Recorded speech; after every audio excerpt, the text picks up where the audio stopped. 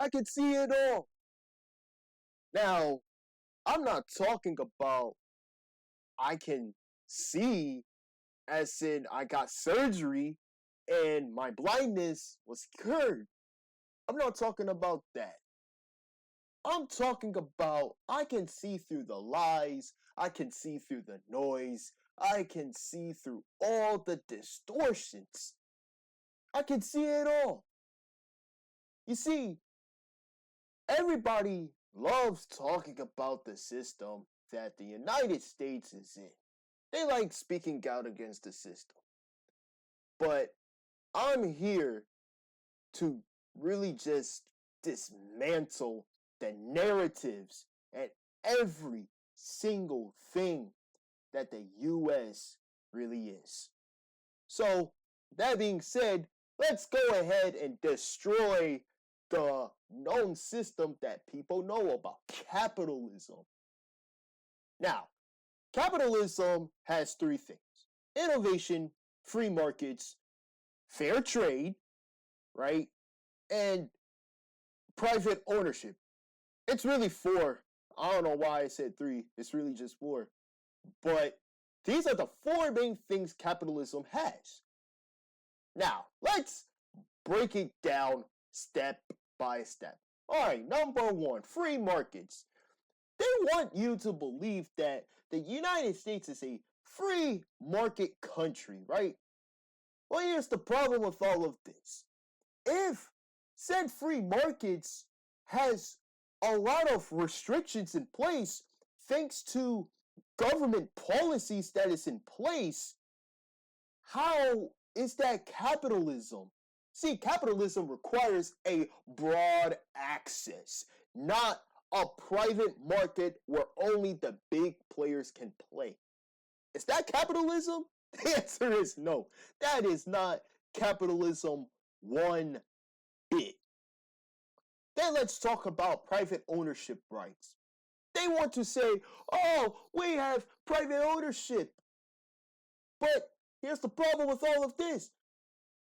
Why does the banks and the government take away the things that you own? Why do they take away your house? Why do they take away their car? When you purchase a house or a car, they are yours. No exceptions. They are yours and it is final. But the fact that your property can be taken away is not capitalism by any means. Then they want to say, oh, we have free and fair trade. Free and fair trade? Really? Well, here's the thing. Why is the United States exploiting resources of other countries? We're exploiting the resources of other countries for our own benefit. And you really think that's capitalism? Nah. The thing is, as we win by having all of these materials, those countries are getting poorer and poorer and poorer. Why do you think there is a hunger crisis going on? Why do you think there's humanitarian crisis going on all around the world? It's because the United States has been exploiting these resources. And you want to tell me that we are a capitalistic society? A capitalistic state? No, we are not. We are not. Then they want to say, oh, we have innovation. We are such an innovative country. Really? If that is the case, right? Why are you putting the money in share buybacks instead of research and development, which is essential for innovation? Is that capitalism to you? The answer is no. That is not capitalism whatsoever. So, if the United States is not capitalistic, then what the hell is the system we are in? It's something called mercantilism, okay? This originated in Europe from the 16th century all the way up to the 18th century. And do you want to know what's so funny? What's funny is that the United States was born on July 4th, 1776. Yes, this was at the time mercantilism was prevailing. Now, what is the goal of this system? It prioritizes state power and wealth accumulation through government control of three things: trade, subsidies, and regulation. And who ultimately benefited from that government control? The answer is them. And you know who's them. I'm not just going to name names. It is pretty glaringly obvious who is them. You hear it all over social media, so I'm not just going to mention it here. So we're going to call who they are them. So let's talk about how mercantilism affected your life, how it influences everything that is in your life.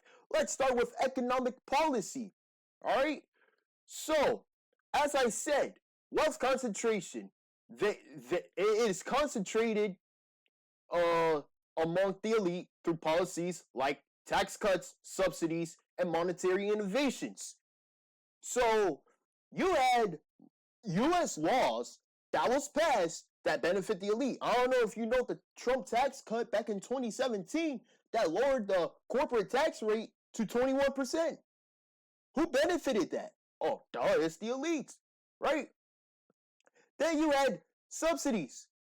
The U.S. has granted financial aid to these companies, and they want these companies to do some certain economic activities. So, the two biggest examples that the United States subsidize is defense and technology, and yes, even energy. So really, it's 3 instead of 2, right? The thing is, who benefited from all of these subsidies? You think that small businesses benefited from these subsidies? The answer is no. They've never benefited from these subsidies. It's only the elite that benefit. Oh my God, I just named the who they are. It's the elite. I might as well call them the elite from now on. All right, next up. And then you have something called quantitative easing. What the hell is that? Basically, we have a central bank called the Federal Reserve, right? And the role of the Federal Reserve is to set the monetary policy of this country. So, after the 2008 financial crisis, which is a war of itself, my goodness gracious, the Fed has done something that's never been seen. What they did was they purchased large amounts of United States government bonds. So, firstly, what the heck is a bond in the first place? Basically, it's where an entity, whether it's corporate, whether it's government, borrows money from you, right? And in exchange, you get a certain interest rate percentage yearly. So for example, right, let's say you lend $1,000 to the government, all right, and the bond lasted 10 years at, let's say, a 5% interest rate. So what's 5% of $1,000? It's like $50. So on a yearly basis, you get $50. So you're paid interest. And at the end of the bond, which is called the maturity date, you are repaid not just with interest, but the full amount that you borrowed to that entity. Well, I should say you lend to the entity, which is called the principal. So you get the principal amount plus interest. So at the end of 10 years, your $1,000 turns into $1,500. And guess what? That's an asset. All right, so now you know, a bond is where you lend money to an entity, whether it's a government entity or a corporate entity. So guess what? The Federal Reserve purchased all of these bonds. That's quantitative easing, right? And what was the goal? To lower the interest rate of this country. And from 2008 to 2015, the interest rate of this country was zero. What does that mean? That means that money for that 7 years, and then again from 2020 to 2022, it was so cheap for everybody to borrow. And what did they do with the borrowed money? They used that to speculate on assets. Now, what is an example of an asset? Real estate. When the real estate bubble bursted, that was an asset. Stock markets are an asset. They even speculated on Bitcoin. I bet you didn't know this, but Bitcoin was created after the 2008 financial crisis. It was popped up on credit. People speculated on Bitcoin, and they still do speculate on Bitcoin to this day. They literally speculated on anything that can generate a yield. Now, what the hell is a yield? A yield is basically an ROI, right? So let's say you are a big business person and you went to this big bank called JP Morgan. Okay, so let's say you borrowed $1 million from JP Morgan at a super low interest rate. Remember, it was 0% in the United States. But let's say JP Morgan lends you the $1 million at a 0.5% interest rate. So what do you do with the $1 million? You put the $1 million into the S&P 500.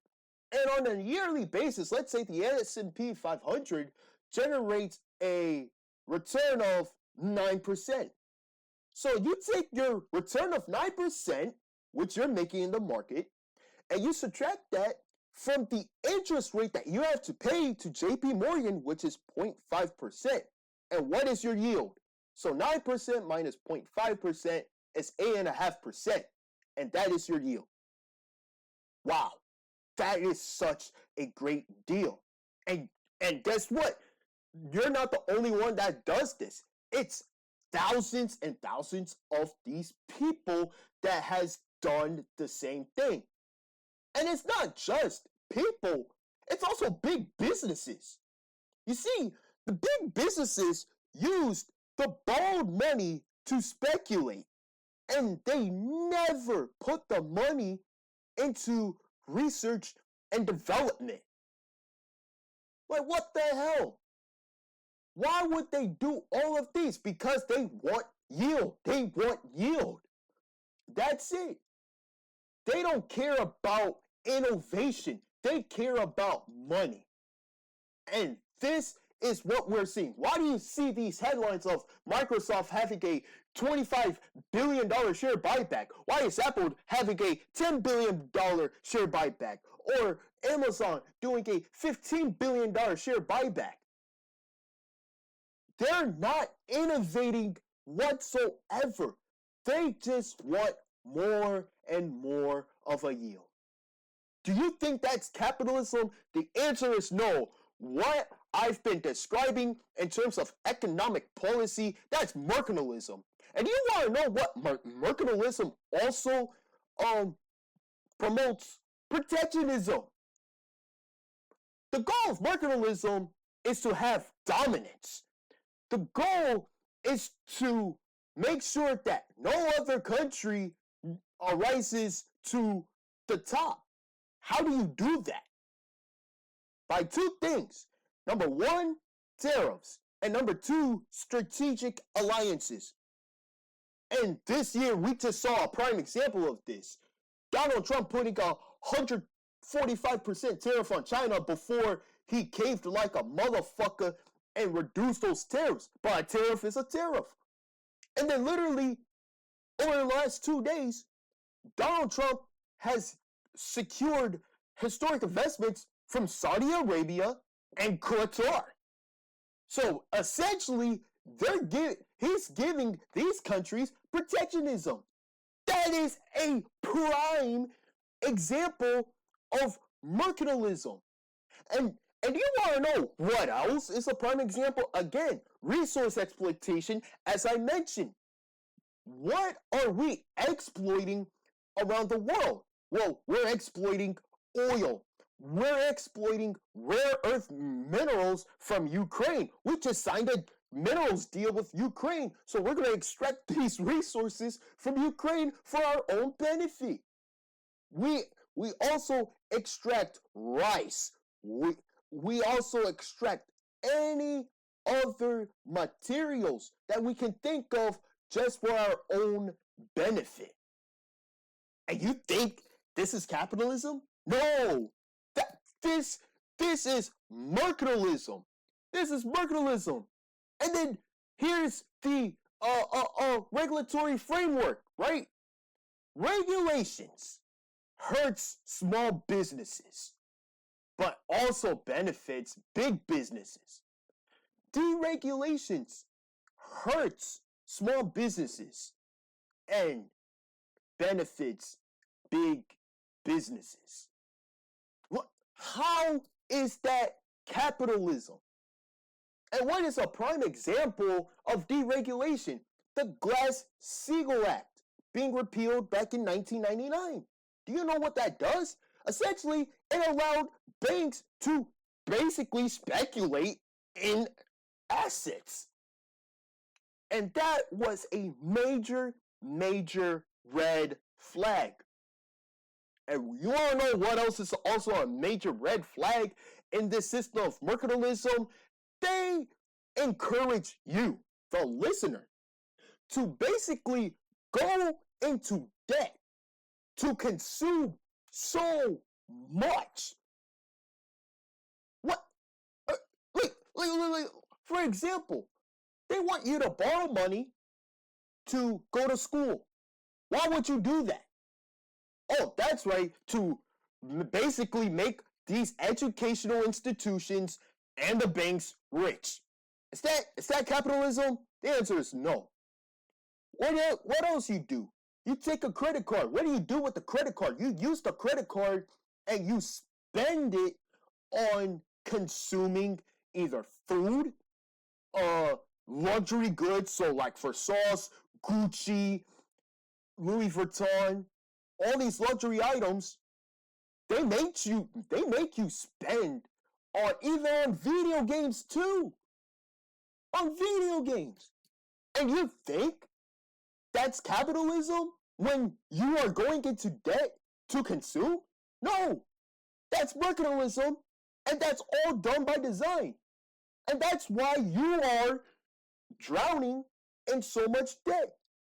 It's because everything that is in place has been all done by design. They want you to be in debt. And when you're in debt, guess what? They're going to blame you for being fiscally irresponsible when they were the ones that markets being in debt by going into these luxury brands and just consume. They promote the usage of credit cards. They promoted all of that. And what did you expect? That, oh my God, all these people are not going to use all these credit cards? No, they're going to use it. They're going to use it, and you're going to use it because of what? Peer pressure. If everybody else around you has a credit card because, oh my God, it's such a cool invention, and it's money being printed out of thin air, out of peer pressure, you're going to get yourself a credit card too. And you think that's capitalism? No. No. That's not capitalism. And again, marketing. I mentioned about marketing, about consuming. And it's through media. Media reinforces the idea that consuming is good. Media reinforces that there is free markets, there is innovation, there is private ownership. The media reinforces all of this. And on top of that, right, there is such a divide in politics, in the media. And it's not just in legacy media, it's also in social media. For example, let's look at the political spectrum in the United States. The left wing people, all right, progressives. What does progressive support? Reforms, right? But the thing is, corporate liability in a Supreme Court ruling just this year, they benefited corporations. What? How can you have a reform, but you have something that supports corporations? That's stupid. That's not capitalism. And then you have the right-wing people. Oh, we love talking about right-wings. Right-wingers want deregulation, right? But guess what? Guess what? Who does deregulation ultimately benefit? Big businesses. What about tax cuts? Conservatives advocate for tax cuts. But who does the tax cuts ultimately benefit? You know the answer. And then you have the centers, the moderates. They want balance. How can you have balance if you have a system in place that heavily favors the elite? How? You have to be so damn stupid to believe that there could be a balance. There can't be a balance in a system like this. All right? And here's the thing, right? The thing is, you see it everywhere in entertainment. You see it on social media where people are pushing narratives that divides people. They want you to be divided. It doesn't matter what race you are, what gender you are, what sexual orientation you are. They are putting narratives out there through various algorithms in social media for you to be divided. It's all done by design. And what else is being done by design is religion. I don't know if you know this, but when we had the westward expansion back in the 1800s, what were we doing? We were taking away lands from Native Americans. And how did we justify the lands of those Native Americans being taken away? Hey, we said, listen, it was God's plan. It was God's plan that did this.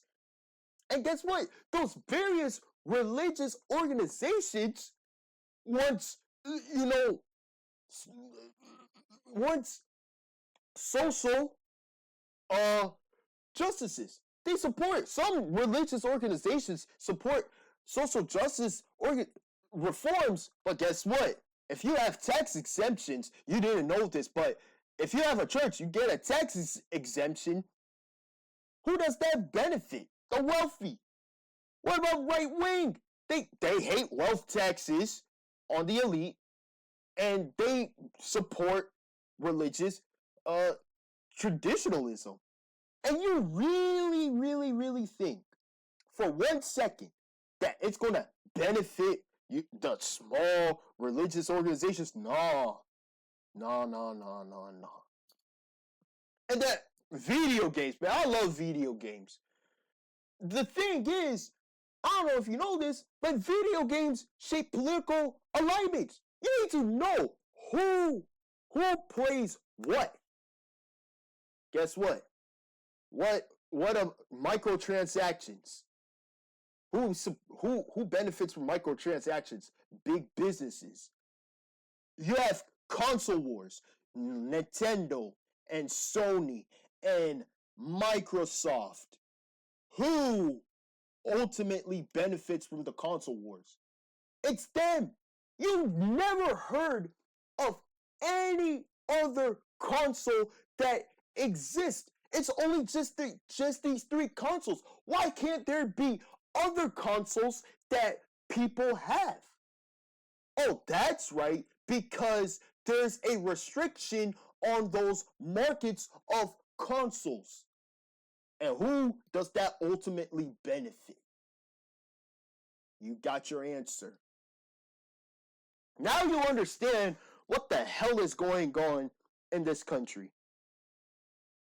You are being manipulated, you've been corrupted, and more importantly, you have been conditioned to believe in every damn thing that you saw, not just in legacy media, but also on social media.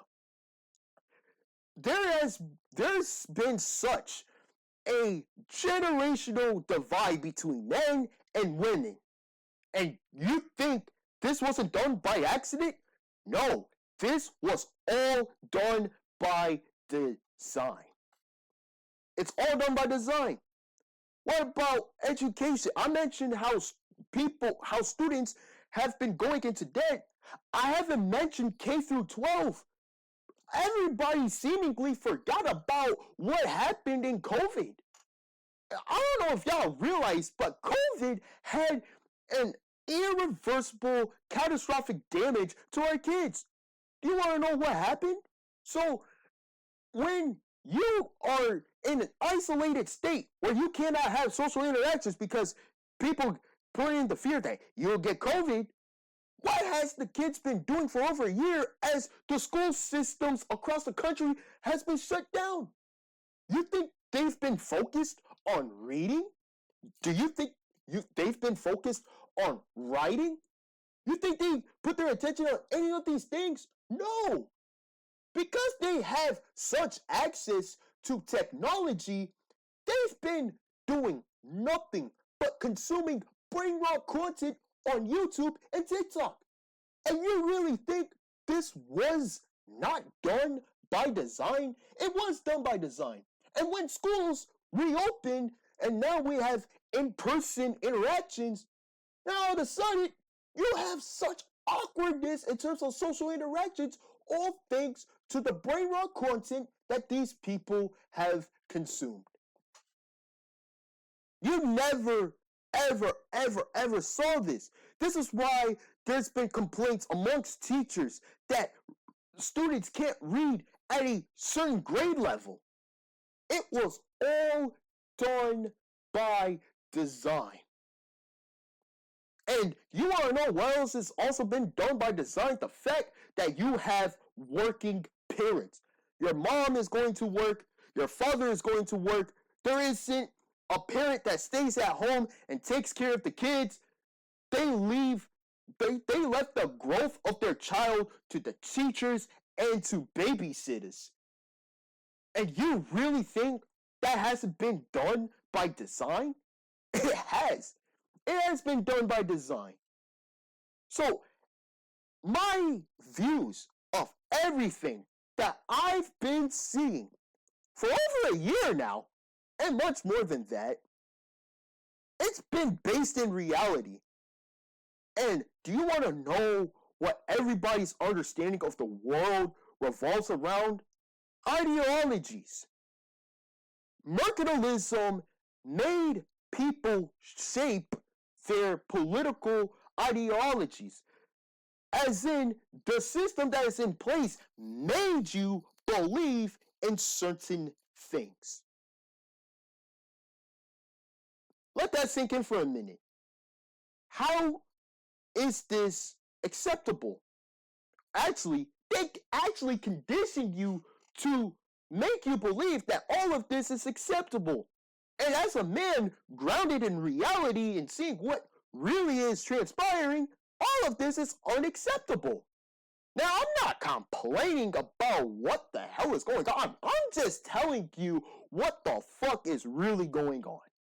And what's going on is, it is such an unbelievable corruption of people's minds.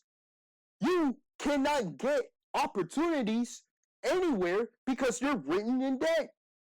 You are having to deal with the consistent stress of making sure that your child is being taken care of. The bills has to be paid. And if you're a single person, you are having to deal with the fact that, damn, I have to find the love of my life. And guess what? Society pushes you to believe that, oh, all men are bad, all women are bad. What the hell? That does not make any sense to me. It does not make any sense to me. And people is trying to wonder. Now they're starting to question, well, why is there declining birth rates in this country? And it's not just in the United States. It's all around the world. Why is there a decline in birth rates? Again, it is all done by design. That's because the cost of living in this country has gone up. And it's all thanks to government policies, both fiscally and monetarily. And you never thought of that. That's okay. I'm here to enlighten you. That is my job. That is my job of this podcast. The job of this podcast is to enlighten you on what truly is going on. So, what is the solution to all of this, as I mentioned? Is there a solution? The answer is so obvious. There is a solution. And the only solution that is there is to actually have a system that benefits not just businesses, but everybody. Have a system where there is wealth creation, where there's innovation, where there's competition in the broader markets. And you want to know what's good? If there's all three of these things that exist, then prices of everyday goods and services would be lower. And who loves low prices? I'll tell you the answer. The answer is so obvious. It's everybody. Everybody loves to buy things they can afford. And capitalism, in a theoretical sense, should deliver these things. It should. And if it has been applied practically, if the United States actually practically applied what capitalism should be, you wouldn't be struggling one bit. We would be the happiest country in the world. We would see everybody thriving in other countries because we exchange resources. We get their resources, they get our resources, everybody wins, everybody gets wealthier, there's more opportunities out there for people to build their wealth. Oh my God, everybody wins. And that's the system we should be advocating for. But the fact that there isn't an advocation for this system, it's all done by design. They made you believe that capitalism was bad. If you're on the progressive side, they made you believe capitalism is bad. On the right wing, you defend the elites. If you're a moderate, you also defend the elites. And it's all been done by design. They don't want you to unite because if you unite under this cause, do you want to know what happens? They get scared. And who gets scared? Oh, that's right. It's the people who control it all. They get scared. Now, I'm not saying that I hate capitalism. Capitalism is the answer to all of our problems. It's just that the United States pretends to be capitalist on paper. They just pretend to be. In reality, they are mercantilist. And if there is capitalism that is existent, we wouldn't be seeing cronyism. We wouldn't be seeing all these monopolies, all these duopolies. We wouldn't see all these laws that's in place that benefits the elite. Instead, we would be seeing laws that actually benefits small businesses and individuals. We would also be seeing laws in place that prevents influences of elections on other countries. We would be seeing laws in place that actually taxes the wealthy. But we can do a little compromise and say, hey, if you can actually help grow the economy, blah, blah, blah, blah, blah, we could give you a tax break. Of course, we can't get everything we want. We gotta have a little compromise. All I'm trying to say is the answer to everybody's problems is right in front of their faces. It's just that you've been so blindly corrupted just to see what really is going on. That's all it is. And don't worry though, because as long as you understand what the system is, and you understand what it is truly about, if you put your understanding in reality instead of ideology, you will see things much, much differently. Now, why do I say reality over ideology? Because what reality has over ideology is that in reality, you see the things playing out in real time. People die in reality. People rise in reality. People don't die or rise in ideology. And this is why, whether you like it, whether you don't like it, you love it, you hate it, reality will forever and always win. And if you understand that reality wins no matter what, then you will have a clear vision of what really needs to happen. So if you like this podcast, make sure you give it a thumbs up. And if you want more podcasts like this where I really expose the truth and just tell you how it really is, hit that subscribe button. And I want you to comment down below if we are truly a capitalistic state or a mercantilistic state. Let's have a debate. I like to have a debate. So with that being said, I'll see you on the next video. Peace!